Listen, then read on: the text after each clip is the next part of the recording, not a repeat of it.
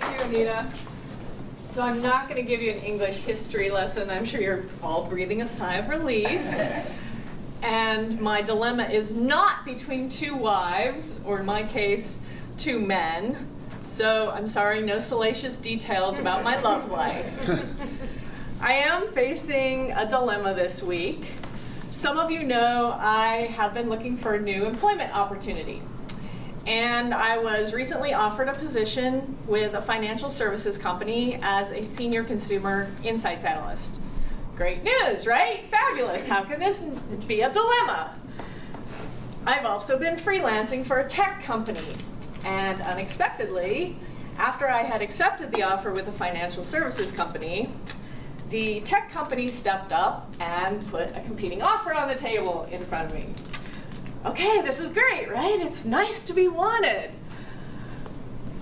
But now I face this dilemma. How do you choose between these two offers? And for me, being a market researcher, you just put the pros and cons in a spreadsheet. Of course, that's what you do. Well, on the positive side, both companies are privately held.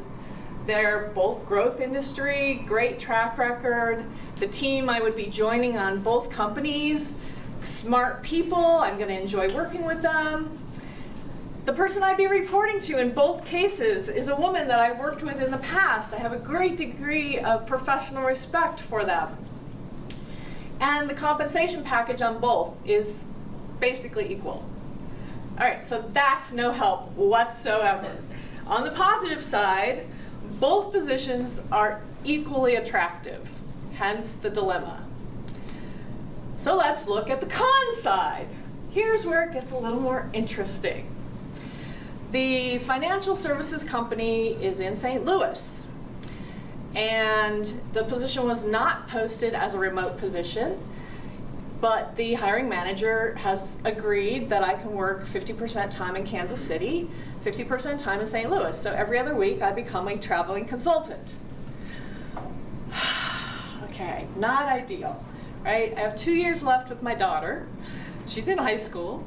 Oops, I'm gonna get choked up. Hence the dilemma, right? This is what makes hard choices hard. It's like, oh my God.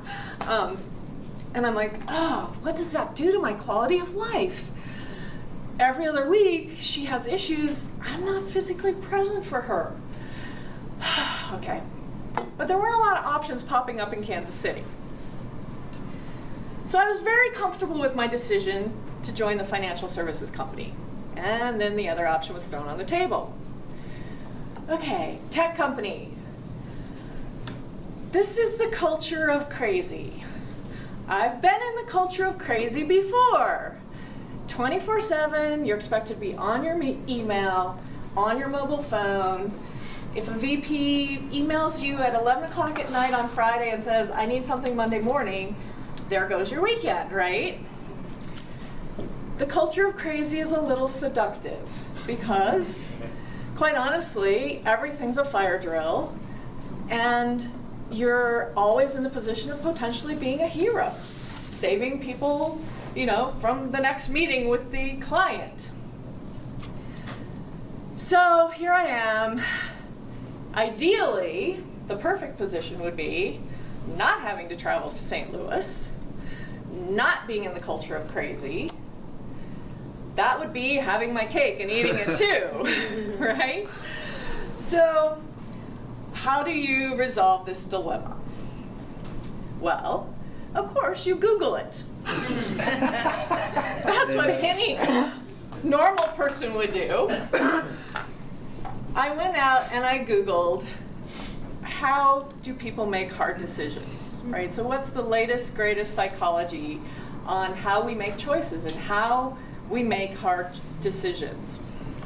And I found some TED Talks, and I found a philosopher by the name of Ruth Chang. And her TED Talk really resonated with me. And I want to read a quote from her that I paraphrase a little bit. It says, rather than being occasions for angst and stress, We should think of dilemmas or hard choices as precious opportunities to define ourselves, to re-examine and reaffirm our values and become the version of ourselves that we want to be. So, oops, I just used my connector word. The choice for me is, if I have 100% clarity that work-life balance is my absolute top goal and my highest value at this point in my life for the next 2 years, which one of these options do I choose? And so I am going to go with a financial services company because it gives me the best work-life balance, in my hopeful opinion. So I would just leave you with this, that instead of wanting to have your cake and eat it too, make sure it's the cake that's going to make you happy. Thank you.